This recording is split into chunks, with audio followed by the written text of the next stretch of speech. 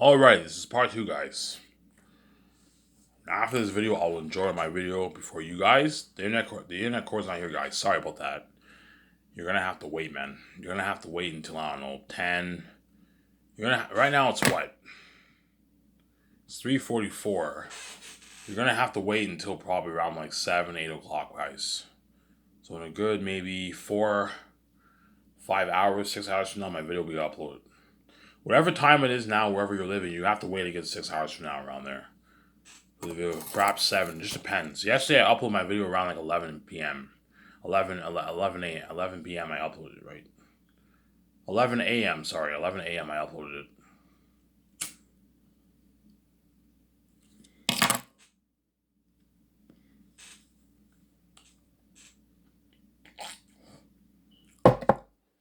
Yeah, man.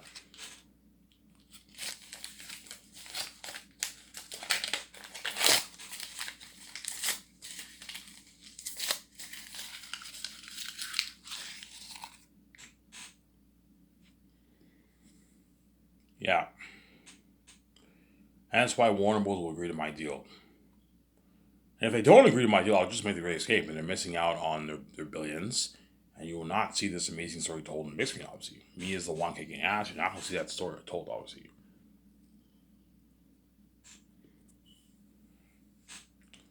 As my Matrix movies will have just as crazy buzz as Zanus.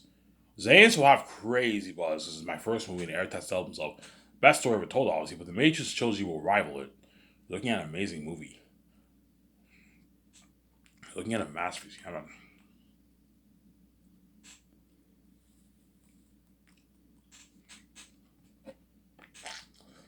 You're looking at a masterpiece, guys.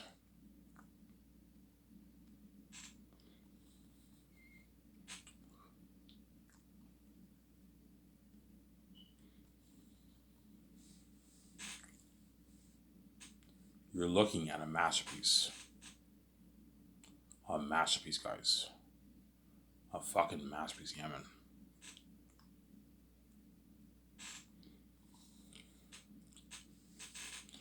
Yeah, I'm gonna say, look, man. If you want me to purchase the rights off your Matrix brand, I have conditions. Okay, I have more conditions. Okay, you need to erase Resurrections from the face of the map as well as Animatrix. And you need to get the costs on board to direct my movies. Otherwise, I'm not gonna give you $2.2 million. But we can't do that. Yes, you can. Yes, you can. You can do it, man. You know what I'm saying? I know it's tough. You know what I'm saying? To delete this flop, obviously that you spent a lot of money on. You know what I'm saying, don't hate me. But the brand is your brand. Your Matrix brands are looking too good right now, guys. Your last movie flopped. Your final movie flopped. It's terrible. As I heard, Warner Bros. Was considering making like a sequel to the Resurrection. Because it flopped, they're not making a sequel because the movie was terrible. Yeah, it was one of the worst movies I've ever seen in my life, man. Not the worst movie. I've seen worse movies, obviously, but it's down there, man. It's a bad movie. You know what I'm saying? And you see Rob Mayer Burnett. The guy is really something else, man. You see him praising fucking Resurrections. I liked it. You know what I'm saying? I think it's a good movie. You know what I'm saying? And you see him at John Carpenter. He's bashing Force Awakens. Yeah, Force Awakens was terrible. J.J. Abrams fucked it up. You know what I'm saying? He was bashing it, and I'm like, oh my god, this Rob guy is something else, man. So you praise Resurrections, which is even worse, and you bash like Force Awakens, saying it's terrible. You know what I'm saying? Yeah. You know what I'm saying? He's J.J. Abrams fucked it up. You know what I'm saying? You see him, and he made a Resurrections video on his channel. He's talking to some dude, obviously. I forget the guy's name. And he's like praising Resurrections. I liked it. I thought it was a pretty good movie. You know what I'm saying? I know fans didn't really like it, but I liked it. You know what I'm saying? I'm like, Rob, Resurrections was worse than Force Awakens. It was a terrible movie. But at the end of the day, it's my own subjective opinion, right? Because at the end of the day, Rob has his own opinion. I have my own opinion. But man, like, in my opinion, Force Awakens was better than Resurrection. Resurrection was bad, man. It was a bad movie. There's a reason why it flopped. It flopped for a reason. You can hate on Force Awakens all you want. The movie made $2 billion. It made money, whereas Resurrection did not make any money. It lost money. It made $150 million on a $200 million budget. It lost money. Warner Bros. Was obviously not happy about that. The Resurrection brand flopped and it lost money, man. It lost money, so I'm saying. Whereas the original Matrix movies all made money. They're all profitable. The first movie was made for $60 million, did $400 million. That's profitable. The second movie was made for like 80, 100, did 400, did 700 million, profitable. The third movie was made for about like 80 million, did $400 million, profitable. Made a little bit of profit, but it wasn't a huge hit, but it was profitable. It was near that break even point, but it was profitable. The third movie was the second movie. The first movie made a lot of money. The third movie was a broke even around there, or it made a little bit of profit. If it made like $450 million around there on a $100 million budget, I'd say it made profit. It was profitable, obviously. They probably, I don't know, they spent $100 million on the third movie, 80 million on the third movie. They probably put maybe another 80 towards maybe marketing, and maybe another 30 million towards the theater fees. You see what I'm saying? And one, that's like one, like, I don't know. They probably put maybe 50 million towards Matrix 3 marketing around there. Yeah, the movie was profitable, obviously. It made good profits, the third one, but it wasn't a big hit. It was the second one was a huge hit. It did 700 million, and the first one did 400 million on a $6 million budget. They're all profitable. Whereas Resurrections did not make any money. It flopped.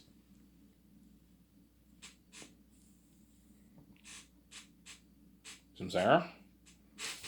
Resurrections did not make any money. It flopped. Why did it flop? Because the movie was bad, obviously. Think about it. Matrix is a popular brand, yet the Resurrection flopped because the movie was terrible. It wasn't good. It had bad reviews. When I don't know, fans saw the movie and they're like, I don't want to watch this. It looks terrible. Yeah. I remember when I saw the trailer, it didn't look that good either. I'm like, yeah, something tells me this movie won't be good. And, you know what I'm saying? And I watched it and I'm like, yeah, this movie's terrible, man. Yeah.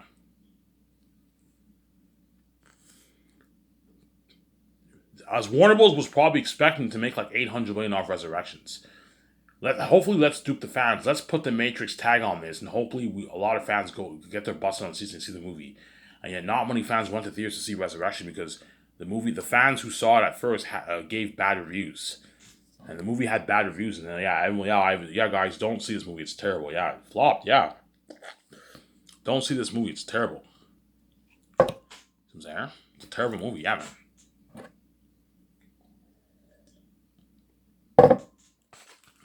Yeah, man.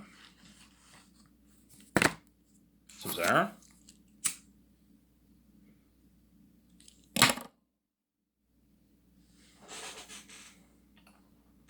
Yeah. And you see Rob Burnett praising it. And I liked it. I'm saying, oh, this guy's something else, man. You bash Force Awakens and say it's. I can understand him bashing Rise of Skywalker. Rise of Skywalker was a mess, but you see him bashing like Force Awakens and Last Jedi. And I was like, those are terrible movies. J.J. Abrams and Ryan Johnson fucked this up. They did fuck it up, obviously, but it was better than fucking Resurrection. Resurrection was a mess, man. That movie was terrible. It was a bad movie, man. It was not good, man. It was terrible, Susanna.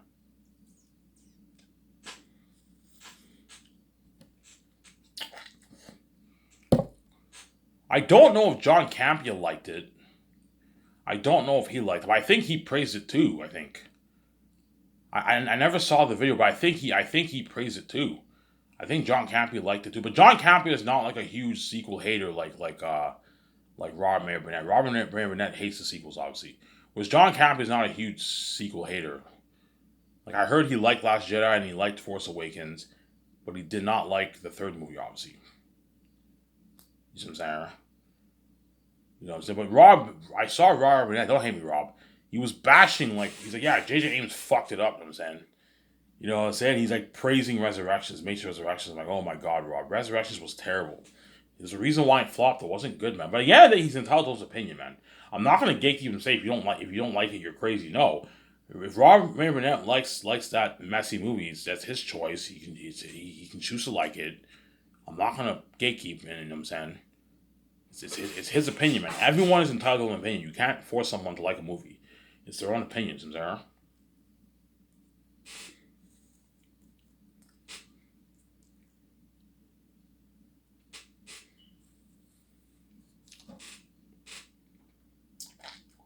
It's his own opinion.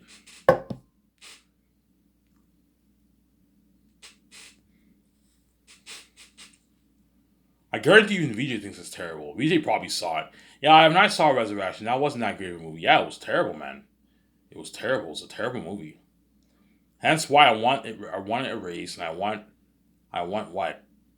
I want Animators erased too. I don't want those movies sold anywhere worldwide. It is a race. It is a race from Cannon. It's a terrible movie.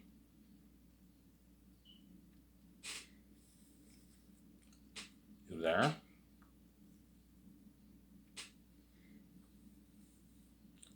It is a terrible movie. In a good, like, I don't know, 3 minutes from now, I'm gonna get my coffee upstairs. So there's old coffee left. There's no more new coffee. They even hide the coffee. They're crazy people, man. I'll get some old. I'll get the leftover old bitter coffee and I'll drink it. I'm gonna talk more about my Matrix story. Yeah, I mean, it's sick when we talk about that. Yeah, I have so many. This is my story, man. Look at an amazing story. Yeah. Yeah. So Michael B. Jordan willing to pay him $9 million for the first movie, the fourth movie, right? The first movie in the trilogy. I'm willing to pay him $9 million for the first movie, and give him 0.01% of the profits, which is a good, I don't know, $4 million in royalties for Michael. That's a good paycheck for him. $250K royalty check for the merch, commercial money, $2,000 gift card, and $300 gas card. And he gets the perks, luxury buffet, all that stuff. Feature on the Ashes with me, feature on the posters, the Blu-ray case, the 4K or 8K Blu-ray case covers for Matrix. You're probably looking at 8K Blu-ray by then, right? And he also gets the speaking fee earnings if I go on the world tour. If I don't go on the world tour, he will not get his speaking fee earnings. But if I do, he'll make his nice like 100,000 plus in speaking fee earnings. It's a good deal for Michael. And he also pay him millions for the games. Pay him $2 million for the first game, 2.4, 2.5 million for the second. You pay him a nice $3 million for the third. The voice act, you pay him $2 million to voice act, and what? $2 million to voice act, and character face models for the games. Because all those actors have to voice act for the game, obviously. Slack work. You just say a couple lines. You do voice acting for a good month, and you're done. Hey, okay, Michael. These are all your lines for the games. Just say all these lines. Voice act, say all these lines, and we'll put all these lines in the game, obviously. And he also has to wear the CGI technology for the character face models for the game. You want the character, you want the characters in the game looking like Michael B. Jordan. You have to have them wear the CGI technology, as well as me, VJ. We all have to wear that obviously for the games. You know what I'm saying?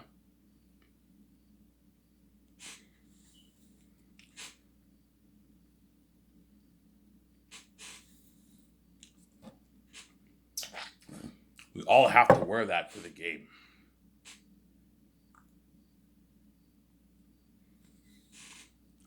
We all have to wear that for the game. You know what I'm saying? That's how much money I'm willing to pay Michael B. Jordan. No, and Michael, this is an exclusive contract. You can't be doing movies in Hollywood. If you get offered contracts for commercials, hey Michael, we want you. There's a good chance these actors might get offered commercial money for in Hollywood because now they're famous movie stars in my movie. Hollywood might tell them, hey Michael, you want to do a commercial? We'll pay you a nice 25, 50K. Yeah, sure. You know what I'm saying? If you get featured, if you get featured on magazines or do commercials, you're more than welcome to do that on your time off. Only on your time off. Once the movie project starts, you can't be locked on for anything. As I need you guys focused. Yeah, I don't worry about it. I'd rather work for you anyways than work in fucking Hollywood. Yeah, Hollywood's dirty as fuck. Yeah, you're a dirty slave in Hollywood. It's my company. You're free, obviously. You see what I'm saying? Yeah, if you want Michael to sign an exclusive contract, you better pay him a lot of money, man. You better offer Michael a lot of money. Okay, guys, is how much I offer you. Is that enough? Yeah, I mean, that's more than enough. Yeah, you're making your millions off the games, the movies. You're also getting your royalty checks for the movie, right? A piece of the profits, obviously. You got your what? Your merch money, and you also got your commercial money, your $2,000 gas card, and you also got speaking earnings if I go on a world tour for speaking. And then Michael will make a good 100, 150, even 200K in speaking fees. He'll make a lot of money, yeah, man. That's how much money I'm willing to pay Michael B. Jordan.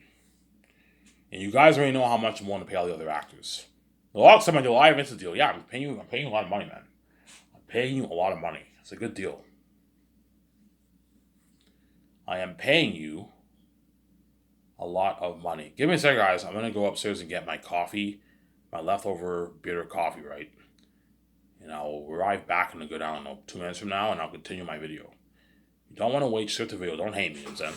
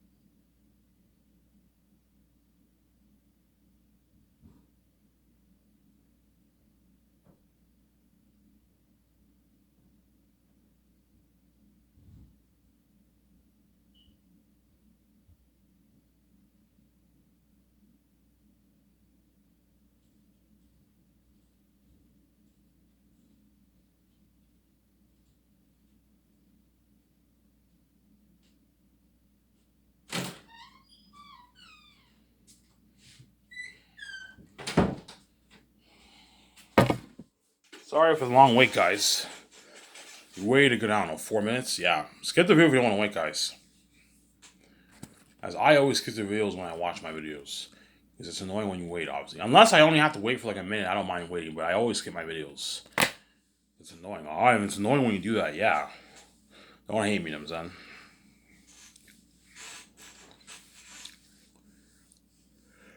Yeah.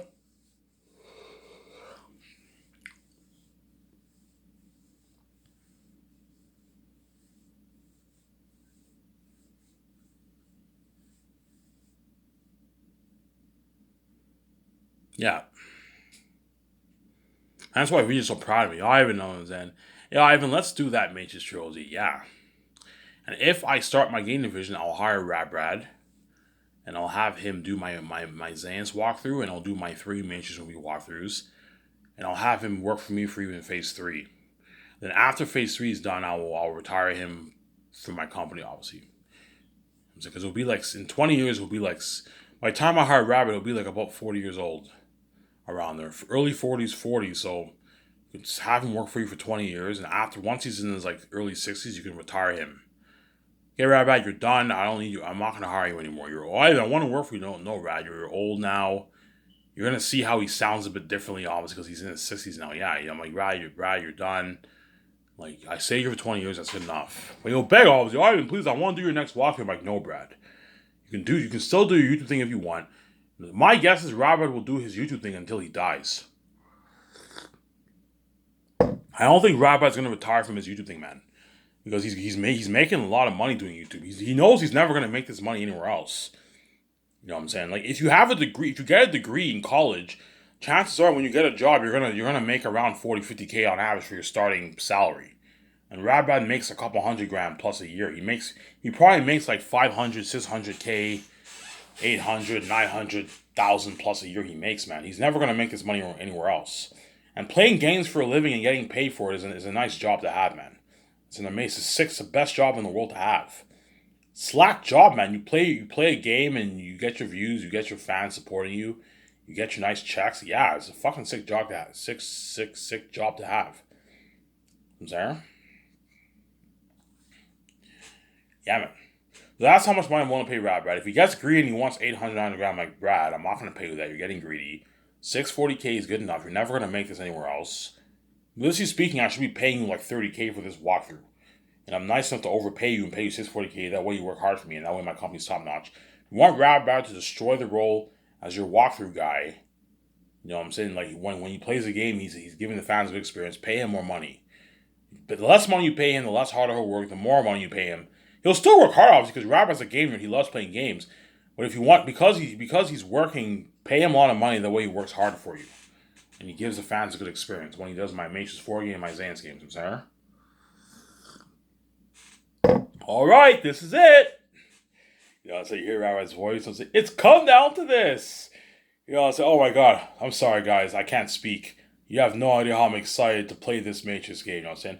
You know what I'm saying? All right, this is Matrix for Deja Vu. You know what I'm saying? You hear him say that? I'm saying, Deja Vu. You know what I'm saying? You hear him saying, you know how he does that? You know how his audio loses focus? Yeah, he does something like that. You know what I'm saying? You know, I am so hyped to play this game, guys. You know what I'm saying? He has this Southern American accent, right? I am so hyped to play this game, guys. You know what I'm saying? Oh, man. You know what I'm saying? You hear him talking, obviously. Yeah. Matrix, deja vu. You know what I'm saying? You see him? Ivan, that's a good impression. Yeah, he does something like that, you know what I'm saying? Every time he starts a new part on his game, yeah. And he might even take a picture. When my Matrix game gets released, Matrix 4 Deja Vu, you see the picture of me and VJ, you know what I'm saying? Michael B. Jordan, all them. You might take a picture of it, and I can't wait to cover this game soon. He takes a picture of the Matrix game, and his fans are all going crazy. Oh my God, Brad, you're going to be doing Ivan's walkthrough. Yes, I am. You know, he's going to be famous, obviously. Yeah, he's going to be world famous. And that's why he'll beg, Ivan, please, man, like, after he does Xans, Ivan, please, can I do your Matrix game, please? I really want to do that game, man. Don't worry, Robert. I'll resign you. Thank you, Ivan. Please, man. I want to do that walkthrough so bad. I'm like, yeah, but Rad, you have millions of followers. Yeah, but Ivan, like, now that you're king, my career feels like it's worthless, man. I just want to. I had more fun doing your walkthrough than doing those walkthroughs on YouTube. You know what I'm saying? Yeah, even though I love doing YouTube, obviously, I'm a fucking dirty ass if I have to do it. Yes, he has to do it. As Rybat did not get 13 million followers for free. He had to do it. He met a gatekeeper, obviously. Rybat's making 600 plus K a year. He has to do it, obviously. It doesn't come free, man. He's part of the 1%. He's rich. As the doors, I'm not kidding around. The doors are completely open on Rybat, man, on YouTube, man. They're fully open. Type in any gameplay of this game, you see Rybat's channel pop up. Yeah, the game, the what? The gatekeepers really opened the doors for that man. That man had to do it, man. He had to do it. Yeah, don't hate me, Rybat. He had to do it. Obviously, it's not free. You know what I'm saying. Not money is not free in this world. You have to do it. If you want to be rich in this world, you want to be part of the 1%, you're going to be a gatekeeper, you have to do it. That's how it works. Whereas for my company, I paid Rybat 640K in free cash. He doesn't have to pay any bullshit price because I'm clean, I'm not dirty. I'm going to give Rybat his free $640,000. I'm not going to make him pay for it. You know what I'm saying? Because I'm clean, I'm not dirty like fucking Hollywood. I told Hollywood and all these not just have Hollywood. You have the YouTube gatekeepers, the author world gatekeepers. Yeah, there's gatekeepers in all those different levels of business, man. All those different sections of businesses. They all have gatekeepers. I don't know how much money you have to make to be a gatekeeper. I don't know. My guess is once you hit like 300,000 plus, chances are you met a gatekeeper. Because once you hit 300,000 plus, you're part of the 1%. As most people in the world don't make 300K. 300K, you're rich, man. You're making 180K after taxes. You're making a lot of money. With that money, you can buy a nice, like, $700,000, $800,000 house. You can get your nice Benz for. You even get a Porsche with that money. Bitcoin your budget, but you can get a nice $40,000 Porsche with that money. Yeah, you're rich. The moment you make like 300,000 plus, you met a gatekeeper, guaranteed. I may be mistaken. There may be some people who made a lot of money for free. I highly doubt it. But chances are, if you make all those millions, all those hundreds of thousands of millions, you met a gatekeeper. And you have to do it, Sarah. Anyways, enough about that topic. Yeah, so that's how much I'm willing to pay Michael B. Jordan for the 3 movies. And then you can have Brie Larson and John Krasinski be in the movie if you want. I might cast someone else, see what happens. Pay Brie 10, 11.5, and like 14 for the third. And you can give her 0.3 for the third, 0.03 for the third, 0.02 for the first 2 Matrix movies. And John Krasinski, you can pay him $16.5 million for the first, and like a $4 mil, $5 mil bonus. And you give him 0.1% of the profits. It's a good deal for him. The second movie, you can give him a raise. Pay him $18 million. Yeah. Pay him $18 million salary. And you can give him an 8 mil bonus, something like that. No, second movie you can pay him 17. You can give him a 6 mil bonus. Around there, you give him 0.1% of profits, and 0.07 movie does more. In the third movie, you can pay him a nice 18 million, 18.5 million salary. And you pay him a 7 mil bonus, and you give him 0.1% of the profits. I'm saying, of the profits. If the movie does this or less, if it does more, you give him 0.07. Give John Krasinski a good deal like that. I'm saying, the way he works hard for you. Considering you are going to make your billions off the games and the movies, pay these Hollywood actors a lot of money the way they work hard for you. I'm saying, they're worth their millions, but they're not worth my royalties. But pay them a lot of money the way they work hard for you. I'm saying, yeah. Now let's talk about my story. I'll talk for a good, I don't know, 32 minutes about my story. I love it when you talk about your story. Yeah, it's an amazing story, obviously. I'm going to talk about all the ideas I have in my mind for my first Matrix movie. I don't really have an idea for my second or third Matrix movie. That's why I'm going to have to plan all this out with VJ. She'll help me, obviously, because I saved her ass. VJ will help me. I'm going to have VJ help me plan it all out. The first movie, the second movie, and the third movie. Some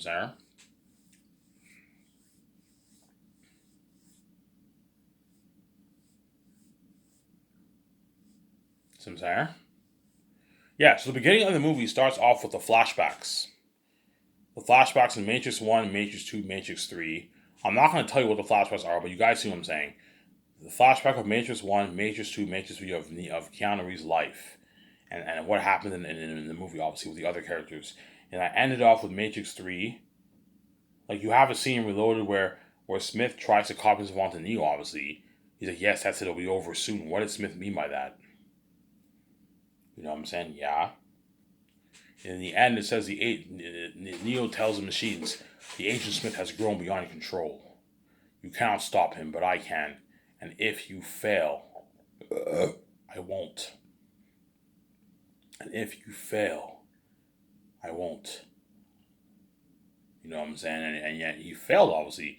He saved the Matrix, he saved Zion, but he let Smith cop himself onto him. Hence why 100 years later, the glitch happens, and Agent Smith something changes in the Matrix, and Agent Smith comes back into the Agents, and he comes back into the Matrix, and he takes control.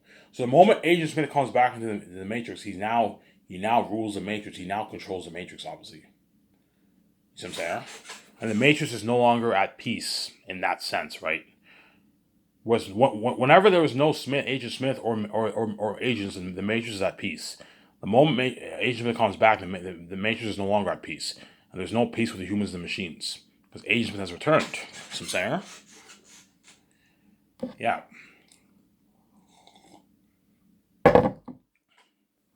And then the Oracle, the architect,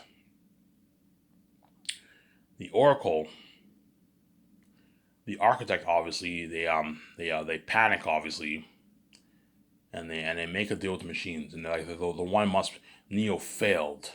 You see the architect saying that, you know what I'm saying? And then the machines like I don't understand.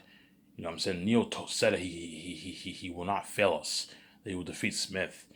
You know what I'm saying? And the Oracle is like, and Smith has duped us all. You know what I'm saying? He was right. Smith grew beyond our control. Even the one could not stop him. Even the one could not stop Smith. You know what I'm saying? Because Smith grew beyond what? Smith grew beyond what? Smith grew beyond what? He grew beyond even Neo's control. Neo couldn't beat him. Neo let Smith cop him on to him. He sacrificed his life and he saved the Matrix and Zion, but he couldn't beat Smith. You know what I'm saying? Ivan, who won, Smith or Neo? Smith beat Neo. Because Neo gave up, obviously. Smith didn't give up. Neo gave up. Hence why Smith ended up beating Neo, obviously. Neo couldn't beat him, man. And you saw in the end of that fighting sequence, obviously, Neo looked very tired and exhausted, whereas Smith was not exhausted at all because he's a program. Whereas Neo is the one, but he's human. Hence why you saw him in the end, he looked a bit weak and fatigued. Because Neo was human, and Neo knew he couldn't beat Smith. Hence why he let Smith calm onto him. Ivan, why did Neo let Smith calm onto him? Because he knew the machines can plug. Neo knew that the machines can destroy him in the real world, and they can destroy Smith if Smith is plugged onto Neo. But what he didn't know was that Smith's spirit still lived on. And that's how the Agent Smith was able to come back into the Matrix. And you get the deja vu. So I'm saying. So once you get the flashbacks of the movie, obviously, it says 100 years later, it transfers to the Matrix, and you see that scene when you have this family. They go to some event or something like that, and they drive back home. And when they go home, they see like two cats in their apartment or their house, whatever it is. And when they open the door, they see something changes. The glitch happens, and like they see a brick wall in front of their home, or something changes in their house. And you get the viral thing going on around the Matrix. Everyone's like, "What the fuck is going on?" And that's when the four agents form in the city of the Matrix. They're naked, and you see the electricity, and you see the green code forming the full adult body of Agent Smith and the other three agents behind him. And Smith is like, "Any anomalies?" He's like, "No anomalies." They're like, "No anomalies." The last anomaly, the name was Thomas Anderson, also known as Neo, deceased 100 years ago. He's like, "Ha ha ha ha! Even Neo couldn't defeat me." He's loud mocking Keanu Reeves. Yeah, it's an amazing story. I'm not